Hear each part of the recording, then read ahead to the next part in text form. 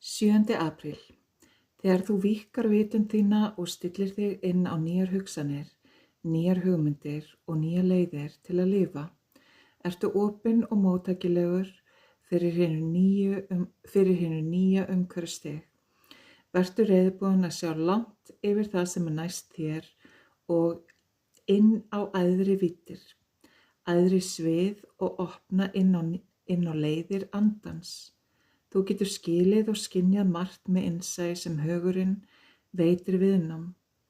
Því þá að eyða tíma í að skilja allt út frá huganum. Því ekki að vera fús til að lifa og framkvæma út frá innsæi og innblástri. Þá starfar þú frá hærri vitundarástandi og ert móttækilegur fyrir hinu nýja. Þú verður hreinn farvegur, svo það birtist í þér og í gegnum þig.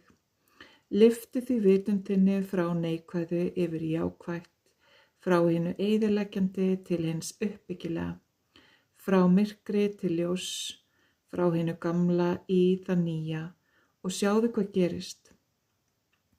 Þú munt finna að það gamla hverfur en hið dýrlega nýja kemur í ljós.